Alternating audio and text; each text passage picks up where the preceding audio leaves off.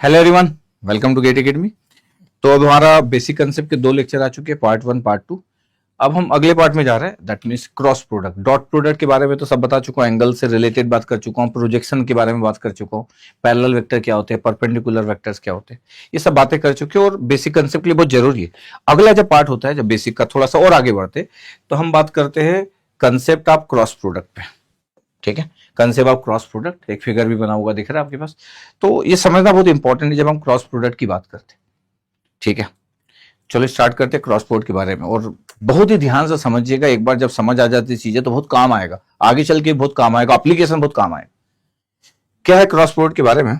जब हम cross product के बारे में बात करते हैं तो क्रॉस प्रोडक्ट जो है, ए क्रॉस बी लिखा हुआ है, ये आपके पास वेक्टर का प्रोडक्ट है।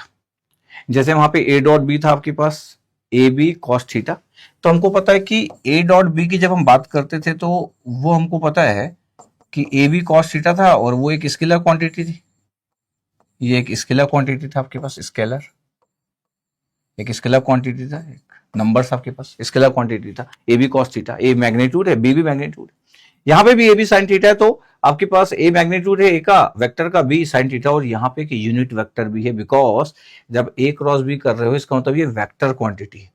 तो लिखा है कि ए क्रॉस बी एक वेक्टर क्वांटिटी होता है जब भी हम क्रॉस प्रोडक्ट करते हैं। Why cross? Because cross sign use कर रहे हैं, ये मल्टीप्लीकेशन का साइन नहीं है, ये आपके पास क्रॉस प्रोडक्ट का साइन है। दो वेक्टर को जब आप मल्टीप्लाई करते हो तो ये साइन जो है आपके पास ये क्रॉस प्रोडक्ट का है। प्रोडक्ट मतलब मल्टीप्लाई और ये क्रॉस मतलब वेक्टर का प्रोडक्ट।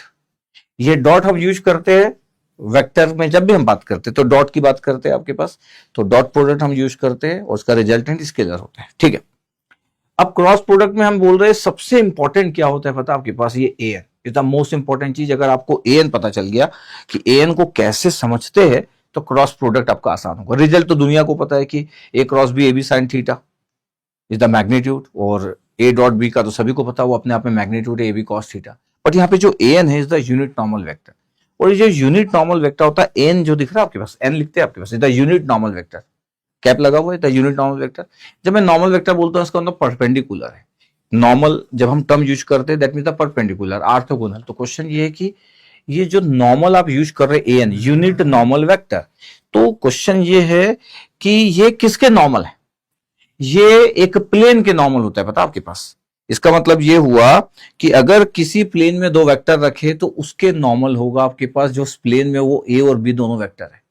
तो जब आप क्रॉस प्रोडक्ट की बात करते हैं तो उसका जो यूनिट नॉर्मल वेक्टर होता है वो प्लेन में जो ए और बी वेक्टर है उसके नॉर्मल होता है आपके पास। तो अगर प्लेन के नॉर्मल होगा तो उन दोनों वेक्टर के नॉर्मल भी होगा, बिकॉज वो दोनों वेक्टर उस प्लेन में रखे हुए हैं। ऐसे करके स्टार्ट होता है कंसेप्ट।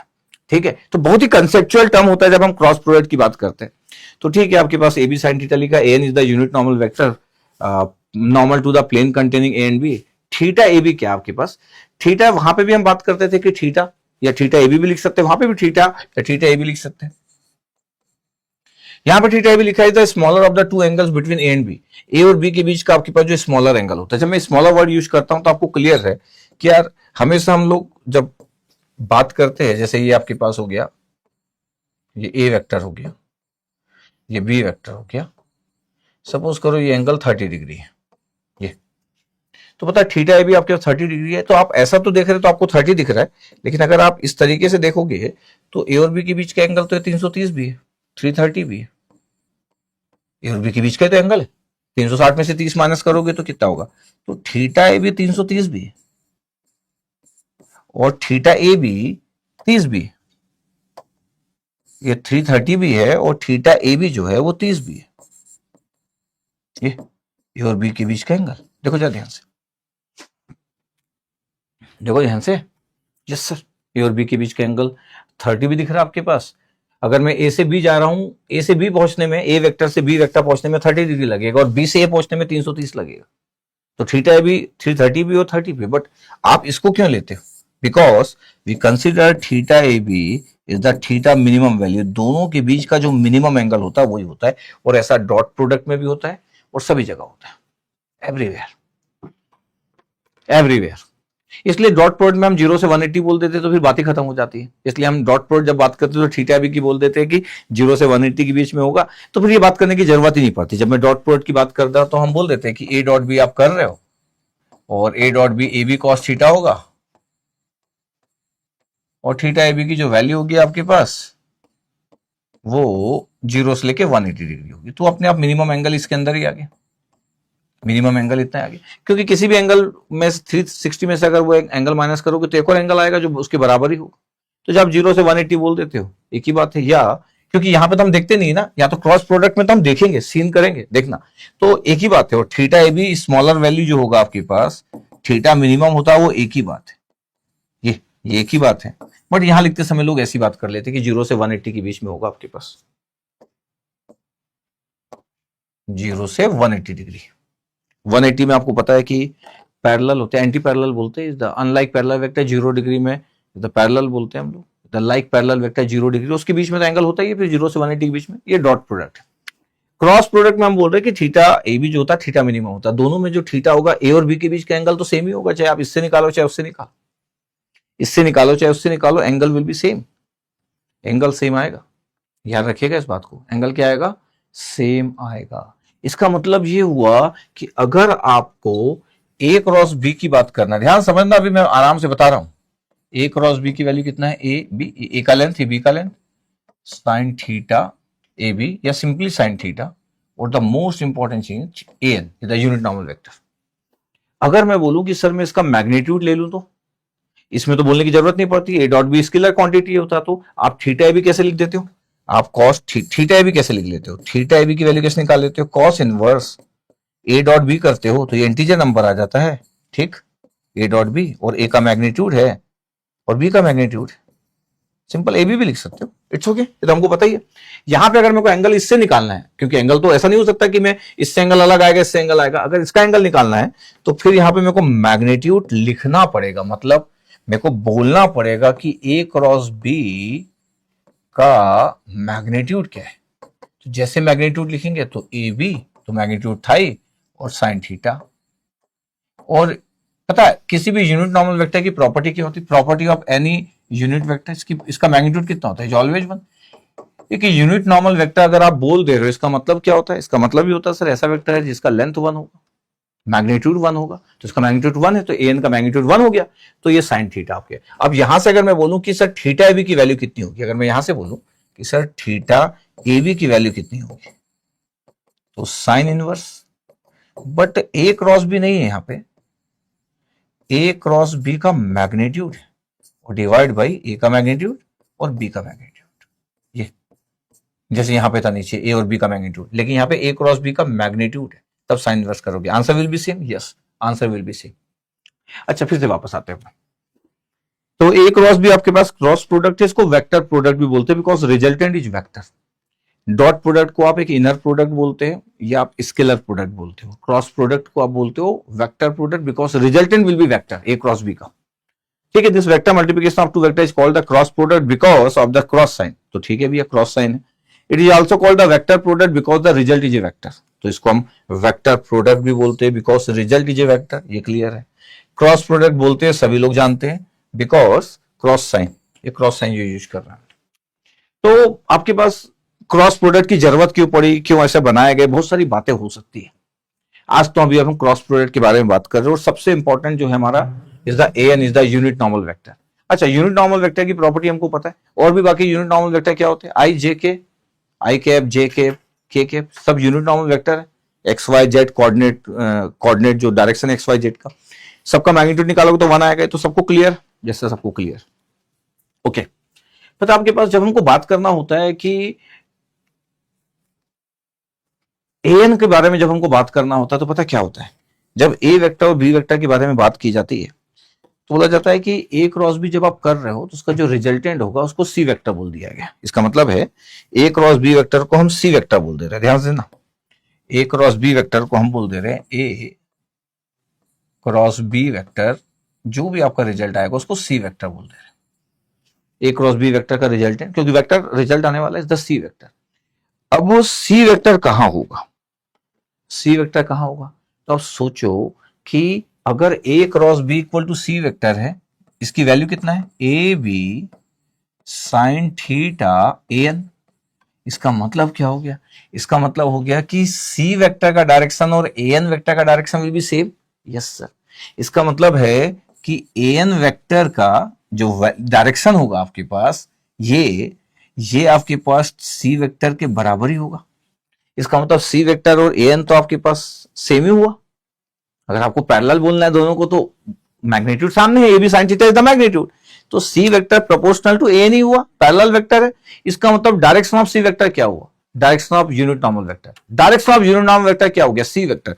इसका मतलब क्या है, ए क्रॉस बी का जो डायरेक्शन होगा, ए क्रॉस बी का जो रिजल्टेंट होगा जिसको आप सी बोल रहे हो, वो डायरेक्शन यूनिट नॉर्मल वेक्टर का डायरेक्शन होगा। क्यों, क्योंकि उसके सामने तो ए बी साइन थीटा है जो कि मैग्नीट्यूड है। A B sine theta is the magnitude C vector का। तो किसी भी वेक्टर को आप कैसे लिखते हो, किसी भी वेक्टर को आप लिखते हो उसके मैग्नीट्यूड से, उसके डायरेक्शन से। तो सी वेक्टर को लिख रहे हो उसके मैग्नीट्यूड से, ए बी साइन थीटा, और ये इसका डायरेक्शन। इसका मतलब direction of C vector equal to direction of unit normal vector. Yes, अब क्या लिखा है, हेडिंग क्या लिखी है, राइट हैंड थंब रूल। ये सबसे इंटरेस्टिंग है कि अगर आपको यूनिट वेक्टर का डायरेक्शन निकालना है, क्रॉस प्रोडक्ट को सबसे इंटरेस्टिंग माना गया है जब हम वेक्टर अलजेब्रा पढ़ते हैं, कि जब भी आपको निकालना है ए क्रॉस बी, तो सी का डायरेक्शन आपको निकालना है, तो बोला जाता है आपके पास कि जब भी आपको, जैसे ए वेक्टर है बी वेक्टर है, उसके बीच का एंगल थीटा है, the minimum angle is the theta. नहीं तो ये इधर से आ जाएगा 360 माइनस थीटा भी also angle, but theta is the minimum angle. तो ए और बी के बीच का एंगल बोला जाता है। जब भी आप ए क्रॉस बी का रिजल्टेंट बताने वाले हो या डायरेक्शन ऑफ यूनिट नॉर्मल बताने वाले एन, तो उसका डायरेक्शन क्या होगा। अच्छा, आपको ये तो क्लियर है कि यूनिट नॉर्मल वेक्टर है, तो terminology unit normal vector, why unit because magnitude is same, magnitude is one, magnitude is one, why normal because जिस प्लेन में ए और बी वेक्टर होगा उसके ये नॉर्मल होगा, मतलब परपेंडिकुलर होगा। अब ध्यान से समझना इसका क्या मतलब है। अगर मैं बोलूं आपके पास कि यार सी वेक्टर का डायरेक्शन क्या होगा जो कि ए क्रॉस बी का रिजल्टेंट है, तो बोला जाता है यार आप ए और बी, आप राइट हैंड पकड़ो, राइट हैंड, ये प्लेन है आपके पास, ठीक है, ये प्लेन है, ये प्लेन है आपके पास, ये प्लेन है, या राइट हैंड, ये राइट हैंड को लो अपने हाथ में, ये प्लेन है। बोला जाता है कि आप एक वेक्टर पे ये रखो, ये रखो आपके पास एक वेक्टर पे, और ये जो फिंगर्स है इसको कर्ल करो, मूव करो, और टूवर्ड्स आपके पास, ये टूवर्ड्स आपके पास थंब साइड में आ जाए, ये ए है, ऐसा करो आपके पास। इसका मतलब ये हुआ कि जब भी आप ना, ये देखो लिखा हुआ है कि join two vectors tail to tail, ये टेल टू टेल ऐड कर लिए, place your right hand at joining point, इस ज्वाइनिंग पॉइंट पे आपका राइट हैंड रखो, ठीक है। Curl your finger from A to B, मतलब अगर ए क्रॉस बी निकालना है तो ए से बी को आप कर्ल करो, फिंगर को ए से बी पे, ये ए पे रखो और इसको कर्ल करो। अब जब भी आप ए से बी कर्ल करोगे तो पता आपके पास क्या होगा, पता है, ये जो थंब होगा ये direction of unit normal vector होगा।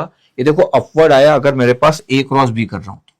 क्वेश्चन ये है कि सर ए क्रॉस बी करने से अपवर्ड आएगा, इसका मतलब है आप ये बोलना चाहते हो कि A cross B is always upward. नहीं नहीं, मैं ये नहीं बोलना चाहता हूं। ए ये है, बी ये है। अगर आप ऐसे कर्ल कर रहे हो, ऐसे कर्ल कर रहे हो, मतलब ये फिंगर्स को ऐसे मूव कर रहे हो और टूवर्ड्स थंब, तो देखो ये अपवर्ड आएगा। ये समझना बहुत इंपॉर्टेंट है, ध्यान समझिएगा। ये आपके पास रखा हुआ है, ये आपके पास ए यहां पे रखा हुआ, ये आप राइट हैंड को रखे आपके पास इस टेल पे, और यहां से बी वेक्टर में जा रहे हो, तो ये फिंगर को आपके पास, ये फिंगर को ऐसे कर्ल करो टूवर्ड्स थंब, तो ये अपवर्ड हुआ, ये टूवर्ड्स अपवर्ड हुआ, ठीक है। अभी ध्यान से समझना। अब ये तो अपवर्ड होगा, तो ए टू बी जा रहे हो तो थंब पॉइंट्स करेगा ए क्रॉस बी में, ए क्रॉस बी या सी वेक्टर में। तो सी वेक्टर का डायरेक्शन जो थंब का डायरेक्शन होगा वो सी वेक्टर का डायरेक्शन होगा। ए क्रॉस बी अगर आपके पास आप कर रहे हो तो सी वेक्टर है, ए क्रॉस बी। पता है जो सी वेक्टर होगा परपेंडिकुलर होगा आपके पास ए के और बी के। इसका तो जो सी वेक्टर होगा वो बी के भी परपेंडिकुलर होगा, सी वेक्टर जो होगा वो ए के भी परपेंडिकुलर होगा। इसका मतलब है कि सी वेक्टर का डायरेक्शन और यूनिट नॉर्मल वेक्टर का डायरेक्शन सेम होगा। और नॉर्मल बोलने का मतलब होता है जिस प्लेन में ए और बी वेक्टर है, दिस द प्लेन, ये प्लेन दिख रहा है आपके पास, इस प्लेन में ए और बी वेक्टर है, ये जो सी वेक्टर होगा वो इसके नॉर्मल होगा।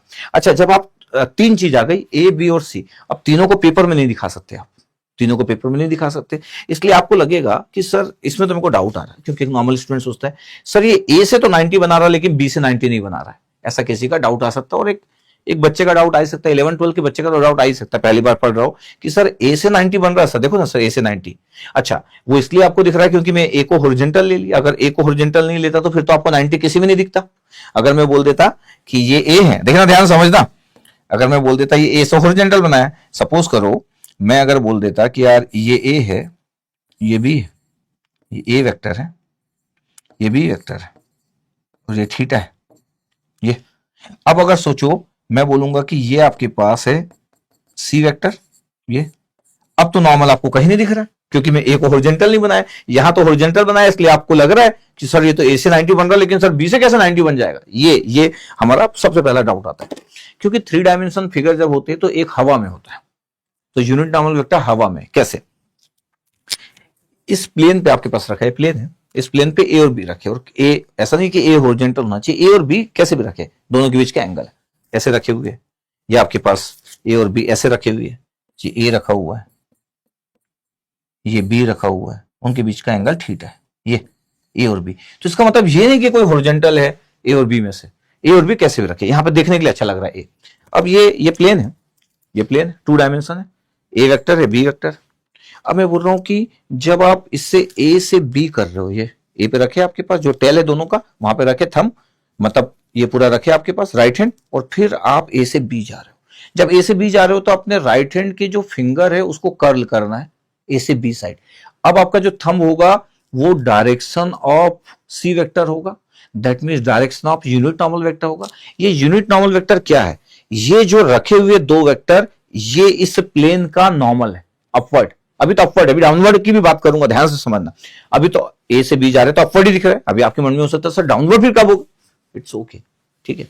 ये ए है ये बी है, एक वेक्टर ए और बी, दोनों के बीच का एंगल थीटा है, ए और बी दोनों में से कोई हॉरिजॉन्टल नहीं, यहां तो मैं हॉरिजॉन्टल भी दिखाया। अब जब मैं ए से बी जाऊंगा तो ये नॉर्मल होगा, जब ये नॉर्मल होगा तो पता है ये नॉर्मल किसके होता है, इस प्लेन के, हवा में ऊपर है। अब इस हवा में जो है इसको इस बोर्ड में कैसे बनाऊं, या इस आपका जो पेपर है उसमें कैसे बनाओगे हवा वाली चीजों को, इसलिए प्रॉब्लम होती है सोचने में। क्यों, क्योंकि जब तक आप 2 डायमेंशन पढ़ते हो कोई इशू नहीं, क्योंकि पेपर में दिखाया जा सकता है, जैसे ही तीसरा चीज आता है पेपर में दिखा नहीं सकते। तो पता है ये आपकी कॉपी रखी है और उसमें 2 वेक्टर बने, और जो यूनिट नॉर्मल वेक्टर है आपके कॉपी के ऊपर है, अभी तो नीचे बात नहीं कर रहा, ऊपर है हवा में ऐसे, ये ऊपर। तो ये किसके ऊपर है, ये पूरे प्लेन के परपेंडिकुलर है, ऑर्थोगोनल है इस प्लेन के, जिसको आप बोलते हैं नॉर्मल टू द प्लेन। इस प्लेन के नॉर्मल है, ये प्लेन है और ये नॉर्मल है, ये आपके पास ये सी वेक्टर। सर नीचे नहीं बनाए, अरे बनाएंगे भाई, अभी तो चालू किया हूं मैं। ए वेक्टर बी वेक्टर है, आप अपना राइट हैंड रखिए और इसको कर्ल कर दिए, ये बन गया आपके पास। आपको समझ आएगा, ऐसा कोई चीज मैं आज तक किसी को नहीं पढ़ाया, जिसको समझना है समझ आएगा, बस सुनते रहना। ये बना आपके पास, ये जो ऊपर बना है ये प्लेन है पूरा, इसमें वेक्टर रखे किसी भी डायरेक्शन में, डोंट वरी, ये बना, ये इस प्लेन के परपेंडिकुलर है। अब इस प्लेन के परपेंडिकुलर है तो जो भी ए और बी वेक्टर रखे इन सब के परपेंडिकुलर होगा। इसका मतलब है कि यहां पे किसी भी डायरेक्शन में इस प्लेन में ए और बी वेक्टर है, अगर ये ऊपर है हवा में तो ए वेक्टर कहीं पे भी हो इसके परपेंडिकुलर है। इस प्लेन में कितने भी आप वेक्टर रख लो, इस प्लेन में कितने भी वेक्टर रख लो, अगर आप ये परपेंडिकुलर इस प्लेन के ऊपर रख रहे हो, इसका मतलब सर इस प्लेन में अगर 10 वेक्टर रखे तो सर वो कैसे भी रखे, इस प्लेन में सर 10 वेक्टर रखे, और आप बोल रहे हो कि एक ये जो प्लेन है ये यूनिट नॉर्मल वेक्टर है, जो ऊपर है हवा में, इसको बस मैं कैसे दिखाऊं, तो ये है यूनिट नॉर्मल वेक्टर। ठीक, अब ये इस प्लेन के परपेंडिकुलर है ना, प्लेन के परपेंडिकुलर, यस। इस प्लेन में कितने भी वेक्टर हो सबके परपेंडिकुलर है। अभी तो हम सिर्फ ए क्रॉस बी की बात कर रहे हैं, तो ए और बी के परपेंडिकुलर होता है, इसलिए बोला गया है कि ए क्रॉस बी सी है। तो अब जो सी वेक्टर होगा वो परपेंडिकुलर टू बी, या सी वेक्टर परपेंडिकुलर टू ए होगा। इसका मतलब आप तो ये भी लिख सकते थे, क्या आप ये भी लिख सकते थे कि भैया जो ए एन है, जो ए एन है, ये ए एन, ये जो यूनिट नॉर्मल वेक्टर है perpendicular to B vector, unit normal vector perpendicular to A vector.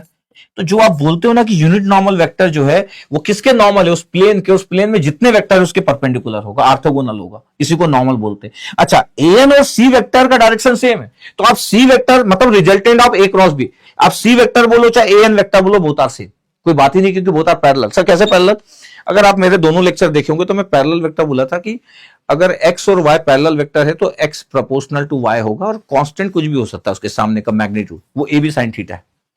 c proportional to an है, c प्रोपोर्शनल टू an है, तो c वेक्टर और an तो एक ही पैरेलल वेक्टर ही हुए यार, a भी sin थीटा तो मैग्नीट्यूड हुआ। तो जो c के बारे में बात है वही an के बारे में बात है। जब आप बोलते हो कि an जो perpendicular to the a vector होगा या an perpendicular to b vector होगा, तो आप ये भी बोल सकते हो कि c vector is perpendicular to a या c vector is perpendicular to b, ऐसा बोल सकते हो, बिल्कुल बोल सकते हैं सर। ठीक है, अब अच्छा ठीक है, इसका तो ये मतलब हुआ कि सर अगर आप बोल रहे हो कि सी परपेंडिकुलर टू बी है, अगर आप एक मस्त बात बोले कि ए क्रॉस बी का जो रिजल्टेंट है वो सी वेक्टर है, ठीक है, हाँ, और ए क्रॉस बी क्या होता है, ए बी, मैग्नीट्यूड ए का, बी, कभी कभी आप मॉड नहीं बनाते हो, सिर्फ ए बी लिख देते हो, साइन थीटा, ये पूरा मैग्नीट्यूड है, और ये ए एन, ये तो पूरा मैग्नीट्यूड है साइन थीटा तक, दिस इज द मैग्नीट्यूड, ये, और ये डायरेक्शन ए क्रॉस बी की, मतलब इसका डायरेक्शन सी वेक्टर का। अब मैं बोल रहा हूं कि ये यार परपेंडिकुलर है। जब आप बोलते हो कि C perpendicular to A vector, इसका क्या मतलब है? सर सी का डॉट प्रोडक्ट होगा ए वेक्टर के साथ और वो जीरो होगा, सही, बट सी है क्या? सर सी है ए क्रॉस बी, इसलिए ए क्रॉस बी को अगर आप ए के साथ डॉट प्रोडक्ट करोगे तो जीरो आएगा।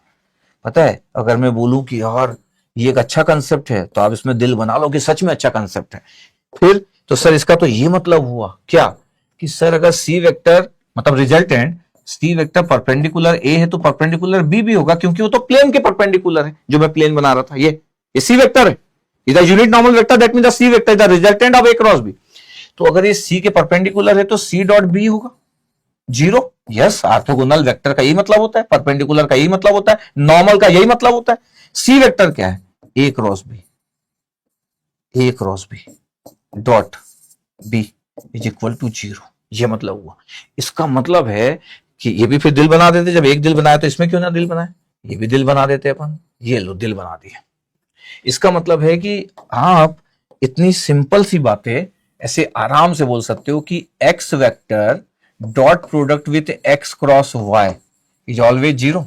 यस सर, एक्स और एक्स क्रॉस वाई का क्रॉस प्रोडक्ट करोगे तो जो भी रिजल्टेंट वेक्टर होगा जेड वेक्टर, वो हमेशा एक्स के भी परपेंडिकुलर होगा, वाई के भी होगा।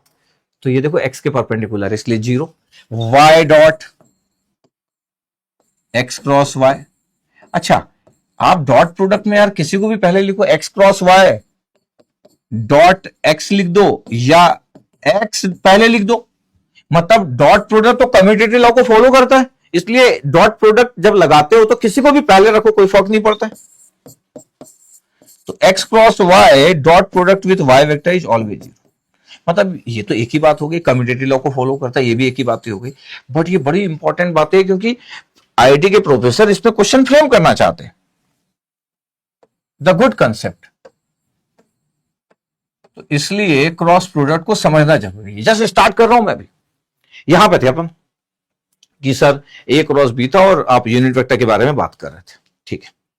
अभी तो हम यहां पे थे कि यार राइट हैंड थंब रूल क्या होता है, तो राइट हैंड थंब रूल ये होता है कि दो वेक्टर को जहां पे आप ऐड कर रहे हैं वहां पे राइट हैंड रखो, और ए क्रॉस बी कर रहे हैं तो ए से बी जा रहे हो, ए क्रॉस बी कर रहे हो, जो पहला वेक्टर इनटू सेकंड वेक्टर, ए से बी जा रहे हो तो ए से बी जाओ, जाते समय जब जा रहे हो आप तो जो ये थंब का डायरेक्शन होगा ये डायरेक्शन ऑफ रिजल्टेंट वेक्टर होगा, या डायरेक्शन ऑफ यूनिट वेक्टर होगा, यूनिट नॉर्मल वेक्टर होगा, ठीक है।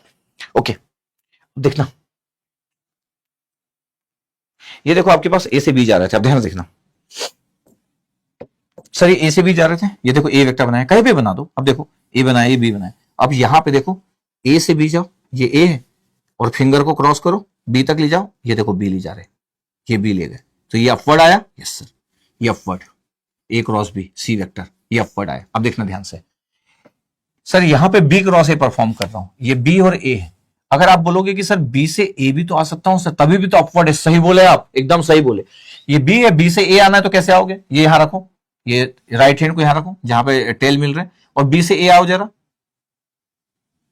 ऐसे आओ, आए, ऐसे आए, ऐसे आए ना पूरा, तो ये राइट हैंड ही, ये ऐसे आते समय ऐसा किए ना आप, बी से ए आए तो राइट हैंड ही आपके पास क्या हुआ, दिखा आपके पास, ये जब आपके पास ऐसे आ रहे हो तो ये तो सर अपवर्ड ही आ रहा है, बी से ए में भी तो अपवर्ड आ रहा है, सही बोल रहे हो आप। तो सर फिर ये तो डाउनवर्ड क्यों लिखे, डाउनवर्ड क्यों लिखे ये बताना है ना आपको। यस, इसलिए क्योंकि मेरे को मिनिमम एंगल लेना है, जब बी से ए आ रहे तो ये पूरा बड़ा एंगल है, छोटा एंगल पता कौन सा है, अगर मैं बी पे ये राइट हैंड रख रहा हूं तो मैं ऐसा रखूंगा और ऐसा करके आऊंगा, इसका मतलब है बी से ए आ रहा हूं तो मेरे को राइट, अगर मेरे को थंब पे आना है तो यहां से अगर मेरे को थंब पे आना है तो ये ज्यादा एंगल लेगा, लेकिन अगर मैं यहां से इस पे आ रहा हूं तो ये कम एंगल लेगा। इसका मतलब है कि मैं अपने राइट हैंड को यहां पे रखा हूं, किस पे, इस टेल पॉइंट पे, और बी क्रॉस ए कर रहा हूं तो हम जो पहले लिखा रहता है वहां से सेकंड में आना रहता है, आपके फिंगर को यहां पे आना रहता है। तो बी से आने के लिए स्मॉलेस्ट एंगल यही वाला होगा। तो फिर आपका जो राइट हैंड है वो आपका जो एरो होगा वो नीचे आ रहा है, क्योंकि थंब में आपके पास नीचे आ रहा है, डाउनवर्ड आ रहा है। अच्छा, ऐसा हो सकता है कि जब भी ऐसी बातें करते हैं एक नॉर्मल स्टूडेंट को बड़ा मजा नहीं आता है। ये अपवर्ड और डाउनवर्ड दो ही बातें होती है। तो थंब अपवर्ड हो गया आपके पास, इज द अपवर्ड, ये थंब अपवर्ड है, इसका मतलब है या तो ये अपवर्ड होगा या तो डाउनवर्ड होगा। तो लोगों को लगता है यार 50-50 तो है, कभी गलत होगा तो क्या होगा। अरे यही तो सब कुछ है, गलत होगा मतलब यही तो सब कुछ है, और अगर यही गलत हो गया तो फिर बचेगा क्या, यही गलत हो गया तो बचेगा क्या। अच्छा, कभी कभी लोग बात करने के लिए ऐसे भी बोल देते कि यार ये आप ये फर्स्ट फिंगर को ना आप ऐसे रखो और सेकंड फिंगर को ऐसे रखो। तो ऐसे बोलने में ना प्रॉब्लम क्या होती है पता आपके पास, ऐसे बोलने में ये होता है कि ऐसे रखो फिर इसको ऐसे करो और फिर ये थंब को करो। इसलिए ऐसा बताने में बड़ा आसान नहीं होता है कि यार ये देखो ए क्रॉस बी है, ये आपके पास ए है, ये बी है, तो ए ये रखो, ये बी रखो और ये रखो। लेकिन ये यहां तो बड़ा सही दिख रहा है कि ए ये है, बी है और थंब देखो अपवर्ड है, बड़ा अच्छा लग रहा है। लेकिन हमेशा आप ना आपका राइट हैंड है उसको यहां रखो और ए से बी जा रहे हो तो उसको आपके पास हमेशा ये करो, दिस वन, ये कर्ल करो आपके पास फिंगर को, अपवर्ड आएगा आपके पास या तो डाउनवर्ड आएगा। इसका मतलब है कि स्मॉलेस्ट एंगल लेना है, हमेशा स्मॉलेस्ट एंगल लेना। यहां तो परफेक्ट दिख रहा है, अभी यहां से मैं ऐसा करना चालू करूं फिर इसको ऐसा करना चालू करूं कि ऐसा है, ये ऐसा है, ये ऐसा आपके पास होगा, तो ये बड़ा आसान नहीं होता है। फिर मेरे को ऐसा करना पड़ता है कि ये ऐसा होगा, ये ऐसा होगा, ये डाउनवर्ड होगा। तो ये फिर आप राइट हैंड में फिर फिंगर पे प्रॉपर रखते हो आपके पास। इसको स्क्रू रूल भी बोलते हैं आपके पास, क्लॉकवाइज और एंटी क्लॉकवाइज। मैं वो अभी स्क्रू रूल में जाना नहीं चाहता हूं कि स्क्रू को अगर आप कभी कभी घर में कुछ काम किए होंगे तो स्क्रू को जब आप करते होंगे तो जब उसको क्लोज करते होंगे तो क्लॉक करते हो कि एंटी क्लॉकवाइज करते होंगे, कभी ध्यान नहीं दिए होंगे। जब उसको ओपन करते होंगे तो एंटी क्लॉकवाइज करते होंगे कि क्लॉक करते होंगे, सोचना कभी। बट ठीक है, अभी मेरा वो पॉइंट नहीं था। मेरा था कि मैं राइट हैंड के बारे में बात कर सकूं। जब तक मैं ये बात करता हूं ये अपवर्ड और डाउनवर्ड होगा, ये क्लियर है।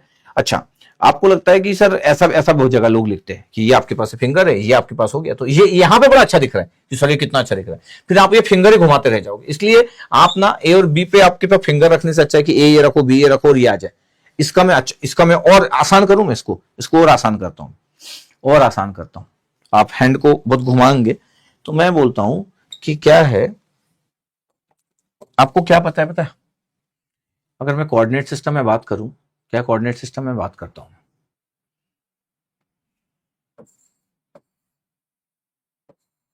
ये एक्स है, ये वाई है और ये जेड है, ठीक है।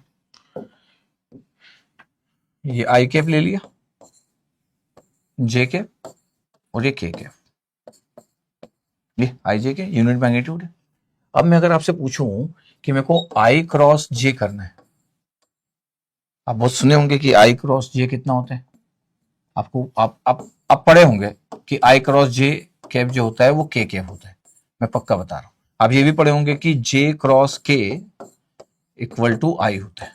आप ये भी पढ़े होंगे कि के क्रॉस आई जे होता है, ये पढ़े होंगे, मैं श्योर। बट क्या आप सोचे कि आई और जे का प्रोडक्ट के क्यों होता है, या जे और के का प्रोडक्ट आई क्यों होता है, या के और आई का प्रोडक्ट जे क्यों होता है, क्या आप सोचे। ठीक है, ट्रू, ये ट्रू है, ये ट्रू है कि आपको पता है, या वी नो दैट भी बोल सकते हैं, सबको पता है कि चलो ट्रू है। क्या आप सोचे कि आई क्रॉस जे की वैल्यू के क्यों होती है। चलो मैं बात करता हूं। एक वेक्टर आई है, ए वेक्टर आई है, एक वेक्टर आपके पास आई है, ठीक है, वो वेक्टर ही आपके पास। अब सोचो कि आई एक वेक्टर है, ठीक है, और बी एक वेक्टर है जे। अगर मैं ए क्रॉस बी परफॉर्म कर रहा हूं तो क्या होता है ए क्रॉस बी, सर ए का मैग्नीट्यूड, बी का मैग्नीट्यूड, साइन थीटा और यूनिट वेक्टर, ठीक है, ध्यान देखना। अगर मैं आई क्रॉस जे कर रहा हूं तो क्या होना चाहिए, आई क्रॉस जे कर रहा हूं तो क्या होना चाहिए, सर आई का मैग्नीट्यूड, तो यार यूनिट ये यूनिट वेक्टर है, मैग्नीट्यूड तो वन ही होगा, जे का मैग्नीट्यूड साइन थीटा और ए एन। ध्यान देखना, आई का मैग्नीट्यूड कितना हो गया 1, इसका मैग्नीट्यूड कितना हो गया, ये नॉर्मल मल्टीप्लिकेशन है, जे का मैग्नीट्यूड 1 हो गया। साइन पता है ए और बी के बीच का एंगल कितना है, ये एक्स और वाई के बीच का एंगल कितना है, ये आई और जे के बीच का एंगल 90 सर। ऐसे घूमोगे तो फिर 270 हो जाएगा, स्मॉलेस्ट एंगल इज द 90, तो साइन 90 हो गया और ए एन बचा है अभी तक आपके पास। पता है क्या हुआ, आई का मैग्नीट्यूड 1, ये नॉर्मल मल्टीप्लिकेशन, ये वाला ये जो साइन बनाया हो ये नॉर्मल मल्टीप्लिकेशन का साइन, जे का मैग्नीट्यूड 1, साइन 90 भी 1, अब बचा है ए एन, तो पूरा चीज बच गया ए एन पे, तो आंसर इज ए एन। अब देखना ध्यान से किसका आंसर? आई क्रॉस जे का। आई क्रॉस जे का आपको आंसर चाहिए, आंसर आपको पता है, लेकिन अभी मैं प्रूफ की बात कर रहा हूं। आई क्रॉस जे के, आई का मैग्नीट्यूड 1, जे का मैग्नीट्यूड 1, थीटा इज 90 डिग्री, पता है। अब सोचो, राइट हैंड निकालो अपना, राइट हैंड, ये आपके पास है, ये पॉइंट है, ये। अब ये ना यहां रखो, ये आपके पास, ये रखो आपके पास, ये राइट हैंड को इस टेल पे रखो और ये आई पे रखो आपके पास फिंगर को, और जे तक ले जाओ। मतलब आई से जे करके मूव करो, आई से जे करके मूव करो। जैसे आप आई से जे करके मूव करोगे, पता है ये एक्स और वाई, ये एक्स और वाई, और परफेक्टली 90 डिग्री है। ये एक्स है और ये वाई है, ऐसे ही आपके पास ये एक्स और वाई, ये तो 2 डायमेंशन है। जब आप ऐसे 2 डायमेंशन में जाओगे ना, तो आपको ये दिखेगा, ये दिखेगा आपके पास यूनिट नॉर्मल वेक्टर, पता है आपके पास ये यूनिट नॉर्मल वेक्टर। आपको पता है आई जे और के आपको ऐसा दिख रहा है, ये के कहां है पता है? ये यहां है। ये के कहां है? क्योंकि 3 डायमेंशन आपको याद होगा, मैं बताया था कि आई जे और के के बीच में एंगल 90 डिग्री होता है। आई और जे के बीच में 90, जे और के के बीच में 90, और के और आई के बीच में 90। तो सर के, तो सर जे और के के बीच में एंगल 90 नहीं दिख रहा आपको, क्यों? ये एजम्पशन है। एक्चुअली ये बना है ऊपर, ऐसा बाहर निकला हुआ, ये ऐसा बना हुआ है। जैसे आई इधर गया एक्स डायरेक्शन में, ये वाई गया, और ये जेड डायरेक्शन है। अब जेड डायरेक्शन को हम प्लेन पेपर में बनाने के लिए ऐसा बना देते, नहीं तो ये ऐसा गया है। तो जब आई और जे को मल्टीप्लाई करेंगे, तो आई और जे को जब मल्टीप्लाई करेंगे, जब दोनों फिंगर को ऐसे मिलाएंगे, तो पता है ये अपवर्ड जाएगा, ये पता है ये जेड डायरेक्शन में जाएगा। ये ऐसा गया और ऐसा गया, तो ये जेड डायरेक्शन में जाएगा। इसका मतलब यूनिट नॉर्मल वेक्टर जो होगा जेड डायरेक्शन होगा, दैट मींस द के केफ होगा। इसका मतलब है कि इस जेड के डायरेक्शन में वेक्टर कौन सा है? के केफ। तो एन की वैल्यू कितनी होगी? एन की जो वैल्यू यूनिट नॉर्मल वेक्टर की वैल्यू क्या होगी? के केफ होगी। इसलिए आई और जे का क्रॉस प्रोडक्ट, आई और जे का क्रॉस प्रोडक्ट के केफ होता है। ये देखो आपके पास, जब आप एक्स से वाई जाते हो तो ऐसे गए, तो ये आपके पास ऊपर आ गया, ये ऐसा गया आपके पास। तो ऐसा करके जब आप ऐसे जाते हो ना, तो ऐसे करके जब आप मूव करते हो 90 डिग्री से ऐसे मूव करते फिंगर को, तो ये आपके पास जो हो गया, ये अपवर्ड हो गया, ये आपका अपवर्ड हो गया। अब सोचो, कोई बोले सर कि ये तो ठीक है, अगर मैं यहीं पे सर आप कुछ करो, क्या करूं सर? आप ना जे क्रॉस आई करो जरा। अच्छा, यहीं पे करो ना, जे क्रॉस आई करो सर, जे क्रॉस आई करो। जे क्रॉस आई करते हो तो क्या मिलेगा सर? अच्छा, जे क्रॉस आई कर रहे हो तो क्या मिलेगा? चलो आंसर पता भी होगा आपको। अगर मैं जे क्रॉस आई कर रहा हूं तो क्या होगा सर? जे का मैग्नीट्यूड और जे और आई के बीच में एंगल तो 90 है, तो थीटा भी 90 है। आई और जे के बीच का एंगल और जे और आई के बीच का एंगल थीटा तो वही है। थीटा इज द एंगल, उन दोनों के बीच का एंगल कितना है? थीटा 90 सर, ठीक है, ओके। अब जब मैं, अब जे पे मैं आपके पास रख रहा हूं, अब जे से मैं, जे से आऊंगा, अगर ऐसे आऊंगा तो ये तो 270 एंगल हो गया। अगर यहां आऊंगा मैं, तो ये सोचो यहां पे आऊंगा, ये आपके पास ये है, और यहां से फिंगर को अगर मैं कर रहा हूं तो 90 डिग्री कैसे होगा? अगर मैं आपके पास ऐसा पलटा दूं और ऐसे पलटा दूं और ऐसे करूं, ये देखो, ये जे से मैं यहां आ रहा हूं, ये जे से मैं यहां आ रहा हूं, एक्स पे आ रहा हूं, तो ये ऐसा करके एक्स पे आऊंगा, तो ये थंब मेरा ना नीचे जाएगा। इसका मतलब है कि जब मैं जे क्रॉस के करूंगा तो मेरा यूनिट नॉर्मल वेक्टर कहां आएगा? बताओ, अंदर। इसका मतलब है कि जब भी आप ना कोऑर्डिनेट सिस्टम की बात करते हो, तो ये एक्स हो गया, ये वाई हो गया, एक हवा में ऊपर है जिसको आप जेड एक्सिस बोलते हो, और एक हवा में नीचे है जिसको माइनस जेड बोलते हैं। एक्स आपको पता है, सबको पता है कि यार होता क्या है कोऑर्डिनेट सिस्टम में, ये सबको पता है। क्या सबको पता है? ये एक्स है, ये वाई है। अच्छा, ये भी सबको पता है 2 डायमेंशन में ये माइनस एक्स है, माइनस एक्स है, ये माइनस वाई है, ये सबको पता है। अच्छा, जेड बनाना है, तो अब जेड आप ना यहां बनाते हो, जबकि अब कैसे बनाए? तो कैसे करें जेड बनाने के लिए? जेड एक अपवर्ड होता है, एक बाहर होता है, ये जेड अपवर्ड होता है। इसका मतलब है कि अगर ये एक्स वाई है तो 2 डायमेंशन है ये पेपर, ये एक्स है, अगर मैं मान लेता हूं कि ये रेफरेंस है, ये एक्स है, ये माइनस एक्स है, ये वाई, इधर वाई, ये माइनस वाई, अगर मैं ऐसा बना लूं, ये मिड में बना लेता हूं, ये एक्स, ये माइनस एक्स, ये वाई माइनस वाई, ये पता प्लस जेड है, ऊपर प्लस जेड, और पता नीचे माइनस जेड, या नीचे माइनस जेड, ये नीचे माइनस जेड है। अब इसको कोई बना सकता है क्या? प्लस जेड और माइनस जेड को हवा में कैसे बनाए? 3 डायमेंशन फिगर को हवा में कैसे बनाए? इसलिए लोग एज्यूम करके जेड यहां बना लेते हैं, जबकि जेड यहां होता ही नहीं है। आप ये जेड बना लेते हो ना, ये जेड होता ही नहीं, ये ऊपर है प्लस जेड, और एक अंदर है माइनस जेड। ये एक्स है, इसके अपोजिट माइनस एक्स है, वाई ऊपर है, नीचे माइनस वाई। ये हवा में जो बाहर निकल रहा है प्लस जेड है, और नीचे जो जा रहा है। इसलिए जब आप आई क्रॉस जे करते हो तो ये वाला जो थंब है, ये हवा के ऊपर वाला जेड होता है, और जब आप जे क्रॉस आई करते हो, जब जे से आई पे आते हो, मतलब वाई से एक्स पे आते हो, जे क्रॉस आई करते हो, तो ये जो थंब होता है आपके पास, ये नीचे जाता है आपके पास, ये नीचे जाता है, ये ऐसे करके देखो आपके पास हमेशा। इसलिए थीटा एंगल जो होता है वो मिनिमम होता है। अगर आप ऐसा सोचोगे कि सर मैं जे यहां रख रहा हूं और मैं सर ऐसा मोड़ रहा हूं, तो 270 होगा यहां आने के लिए, आपको ऐसे मोड़ना पड़ेगा 270, तो आपको तो 90 लेना है। यहां से यहां आने के लिए आप ऐसे नहीं आ सकते, 270 एंगल है यहां से, ये जो ओपन दिख रहा है ना एरिया, ये 90, ये 90 नहीं है, 270 यहां से आने के लिए, तब तो अपवर्ड आएगा। तो आप ये बोल सकते हो, कभी कभी लोग इस तरीके से बोल देते कि सर ऐसा अगर मैं आ रहा हूं तो देख रहे हो आपके पास ये 270 आना पड़ेगा, नहीं तो इसलिए थीटा मिनिमम बोल देते हैं हम लोग कि 90 लेना है। तो यूनिट वेक्टर पे पूरा फोकस करते हैं, नहीं तो फिर मैं 270 के कंसेप्ट को लूंगा तो फिर माइनस ले लूंगा।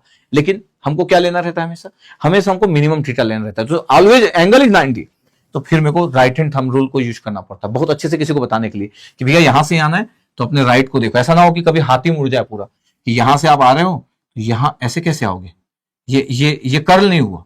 आप बोलोगे सर ये तो आगे, सर ये कर्ल नहीं हुआ ना, आपको कर्ल लेना है, मतलब ये मूव करना चाहिए, ये कर्ल नहीं हुआ, ये तो लाइन ऐसे कर दिया हाथ को, ये ऐसे करना पड़ेगा।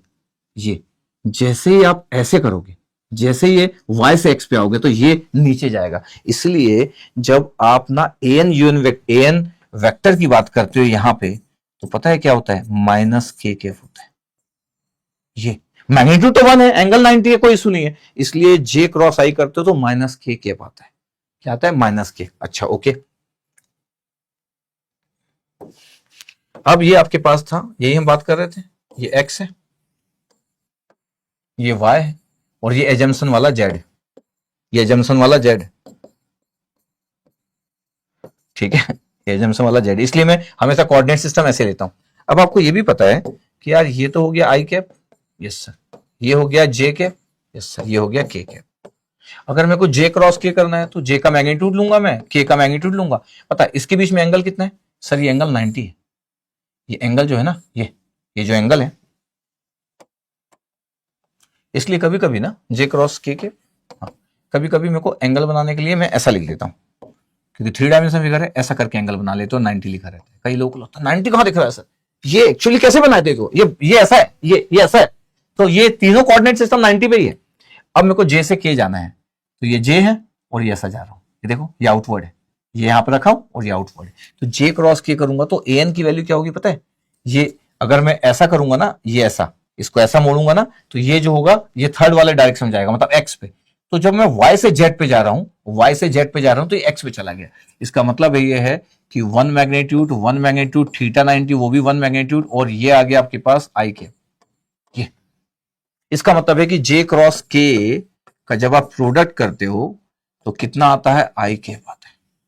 इसलिए मैं बोला था आपके पास कि कोऑर्डिनेट सिस्टम कोई कहीं पे भी लिख सकता है। ये मजेदार नहीं है। कौन सा मजेदार नहीं है, कि आप ना यहां पे लिख दिया y, यहां पे लिख दिए x, यहां पे लिख दिए z, ये मजेदार नहीं है। क्यों, क्योंकि x और z का प्रोडक्ट y कभी नहीं होता है, पता है। इसलिए कोऑर्डिनेट सिस्टम को अवॉइड करना चाहिए कुछ भी लिखने के लिए, हमेशा एंटी क्लॉकवाइज में लिखना चाहिए। x के बाद y एंटी क्लॉकवाइज है, this the ACW style, anti clockwise. x लिखो, एंटी क्लॉकवाइज जाओ 90 तो y आ जाएगा, y से एंटी क्लॉकवाइज जाओ 90 डिग्री तो z आ जाएगा, और z से 90 डिग्री जाओ एंटी क्लॉकवाइज तो x आ जाएगा। तो आपका स्टाइल ना एंटी क्लॉकवाइज होना चाहिए। इसलिए बोला जाता है कि यार ना आप ना वो बनाओ, ऐसा सर्कल बना लो ये, और फिर क्या करो पता है आपके पास, ये बना लो आपके पास आई कैप, ये बना लो आपके पास जे कैप, ये आपके पास के यहां लिख लेता हूं, ये बना लो आपके पास जे कैप, ये बना लो आपके पास के कैप, ऐसा बोला जाता है। और पता है एंटी क्लॉकवाइज अगर आप जाओगे, मूवमेंट आपके पास बोला जाता है कि आप एंटी क्लॉकवाइज घूमो, आई से जे जाओ, जे से के जाओ। तो अगर आप बोला जाता है कि यार आई क्रॉस जे अगर आप जा रहे हो, आई कैप क्रॉस जे कैप, तो के कैप आएगा। ये सब एंटी क्लॉकवाइज मूवमेंट है। और अगर जे कैप इंटू के करोगे तो क्या आएगा, जे से अगर के जा रहे हो तो सर आई आ जाएगा, और के से अगर आपके पास आई आ रहे हो तो फिर कितना आ जाएगा, जे कैप आ जाएगा। इसलिए रिजल्ट ट्रू होते हैं और एंटी क्लॉकवाइज में मूव करते जाते हैं, तो लोग रिजल्ट को याद करते हैं। बहुत ही कम लोग सोचते हैं कि आई क्रॉस जे के कैप क्यों आया, क्योंकि वो यूनिट नॉर्मल वेक्टर के कैप आया, क्योंकि आई और जो जे थे वो एक्स वाई प्लेन में थे, एक्स का आई है और जे जो है वो वाई का है, तो फिर जो जेड होगा वो unit normal vector Z direction में होगा। किस डायरेक्शन में होगा, तीन जो डायरेक्शन है यार, एक्स वाई जेड। तो यूनिट नॉर्मल वेक्टर अगर एक्स और वाई प्लेन पे कोई चीज रखी है तो उसका यूनिट नॉर्मल वेक्टर कहां होगा बताओ? अगर मेरे पास एक्स वाई प्लेन है, ये एक्स है और ये वाई प्लेन है, ये एक्स वाई प्लेन है, इसका यूनिट नॉर्मल वेक्टर कहां होगा? सर जेड में होगा। तीन तो डायरेक्शन होती है, ये जेड, इसलिए अपवर्ड को हम जेड बोल देते हैं और डाउनवर्ड को माइनस जेड बोल देते हैं। तो जेड डायरेक्शन में होगा, may be upward may be downward. अब आप ए क्रॉस बी जब भी करोगे, आप ए क्रॉस बी, आप ए कहां लिखते हो उस पर डिपेंड करता है। अगर ए पहले और बी बाद में और आप ऐसे घूम रहे हो तो जेड ऊपर आएगा। अगर आपके पास ए इधर है और बी इधर है, मतलब ए इधर है बी इधर है, अब यहां से यहां आना है तो ऐसे करके जब घुमाओगे तो नीचे जाएगा। इसलिए जब आप आई क्रॉस जे करते हो तब तो ऐसे घूमते हो तो आपका के आ जाता है, के। लेकिन जब आप ना ए से बी इधर आते हो, मतलब मल्टीप्लाई करते हो इधर से इधर, तो जब आप इधर घूम के आते हो तो नीचे चला जाता है। इसलिए अगर ये डायरेक्शन अपोजिट हो जाए, मतलब ये डायरेक्शन क्या हो जाए? अपोजिट हो जाए। ये मतलब अगर मैं आई क्रॉस जे की जगह अगर मैं जे कैप इंटू आई कर दूं तो, जे क्रॉस आई कर दूं तो सर फिर माइनस के, यूनिट नॉर्मल वेक्टर माइनस के। अगर मैं जे से आई से जे जाना था, मैं जे से आई कर दिया। अगर मैं के से जे कर दूं तो, के से जे कर दूं, ऐसे तो जे से के जाना था तो फिर माइनस आई के। ये इतना आपके पास है। और अगर मैं बात करूं कि के क्रॉस आई आना था तो जे आता, लेकिन मैं आई क्रॉस के कर दूं तो, आई क्रॉस के कर दूं तो दैट में फिर माइनस जे।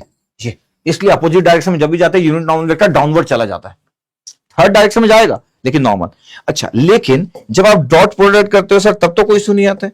अच्छा, आई डॉट जे जब करते हो तो आंसर ही जीरो। क्यों? क्योंकि थीटा जो है 90 है तो कॉस 90 जीरो होता है। J dot I dot J नहीं है, आई डॉट जब जे करते हो ये इतना है, आई जे डॉट जब के करते हो, मतलब दूसरे यूनिट वेक्टर की जब भी मल्टीप्लाई करते हो, डॉट प्रोडक्ट करते हो तो कॉस 90 इज ऑलवेज जीरो।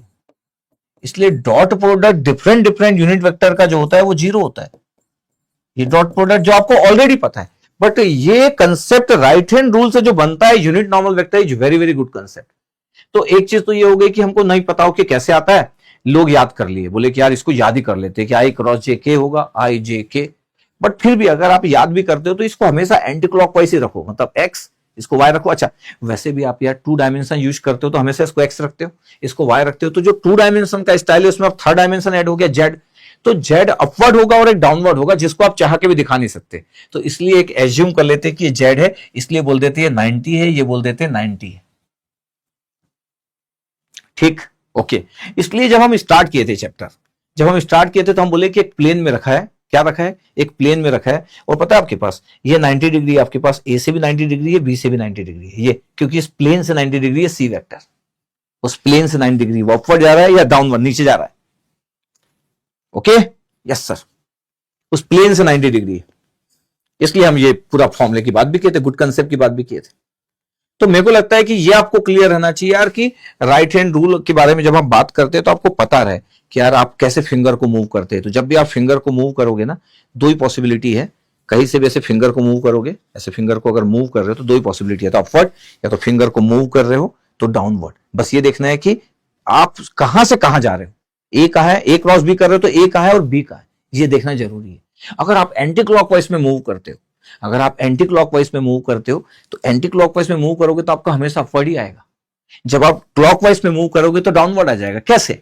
जैसे आपके पास फिगर बना हुआ था, ये देखो, ये आपके पास कौन सा मूवमेंट है, ये कौन सा मूवमेंट है, देखो ध्यान से। सर ये एंटी क्लॉकवाइज मूवमेंट है। कैसे? आप क्लॉक देखे हो कभी? ऐसा क्लॉक देखे हो कभी? अब क्लॉक में 12 बजे, ये क्लॉक में 12 है, ये 11 है, और ये 12 के बाद फिर से 13 तो होता नहीं, अपन एक बोल देते हैं। अपना तो वो जो क्लॉक होता है, वॉच होता है 12, 1 से 12 फिर से। अब मेरे को बताओ, जब 12 से आप 1 जा रहे हो तो ये क्लॉक के अकॉर्डिंग है। 12 से 1 जाना मतलब अकॉर्डिंग टू क्लॉक है, तो इसको क्लॉकवाइज बोलते हैं, क्योंकि तो क्लॉक का स्टाइल है 12 से 1 जाना। 12 से 11 कभी जाता है क्या? नहीं सर, इसलिए क्लॉक का अपोजिट है, इसको बोलते हैं एंटी क्लॉकवाइज। अब सोचो, 12 से 11 जाना एंटी क्लॉकवाइज है और 12 से 1 जाना क्लॉकवाइज है। अब देखो आपके पास ये ए से बी जा रहा है, ये एंटी क्लॉकवाइज जा रहा है। ये देखो 12 से 11 एंटी क्लॉकवाइज, इसलिए बोलते हैं एंटी क्लॉकवाइज जा रहा है, ये एंटी क्लॉकवाइज जा रहा है। जब एंटी क्लॉकवाइज जाओगे तो अपवर्ड ही दिखेगा। अब देखो, ये आपके पास बी क्रॉस ए निकाल रहे, देखो बी पहले और ये देखो बी से ए आ रहा है। पता है कौन सा डायरेक्शन है? बी से ए आना। बी क्रॉस ए बोल रहा हूं ना मैं, तो बी से ए आ रहे, पता है कौन सा डायरेक्शन है? ये क्लॉक का डायरेक्शन है, क्लॉकवाइज। तो जब भी आप क्लॉक के डायरेक्शन से जाएंगे, ये बी से ए आ रहा है और मिनिमम एंगल यही है, तो जब भी आप क्लॉकवाइज जाएंगे हमेशा डाउनवर्ड आएगा। जब भी आप एंटी क्लॉकवाइज जाएंगे, एंटी क्लॉकवाइज हमेशा अपवर्ड आ जाएगा यूनिट वेक्टर। इस प्लेन के, जिस भी प्लेन में ए और बी रखा हुआ है, और जब भी आप क्लॉकवाइज जाएंगे हमेशा डाउनवर्ड हो जाएगा क्लॉकवाइज। वॉच आपका जो क्लॉक होता है उसके अकॉर्डिंग अगर आप 12 से 1, 1 से 2, 2 से 3 ऐसे जा रहे हो, clockwise is the normal movement, जैसे क्लॉक का मूवमेंट होता है the clockwise. Unit normal vector नीचे जाएगा। अच्छा, बार बार हम नीचे और ऊपर की बात क्यों करते हैं? क्योंकि नॉर्मली हम एक्स वाई प्लेन पे रखते ए और बी को, और बात कर लेते कि यार एक्स वाई प्लेन पे ए और बी रखा है, तो फिर अब आपके पास जो नॉर्मल होगा वो अपवर्ड जेड या नीचे डाउनवर्ड माइनस जेड जाएगा, दिस वन।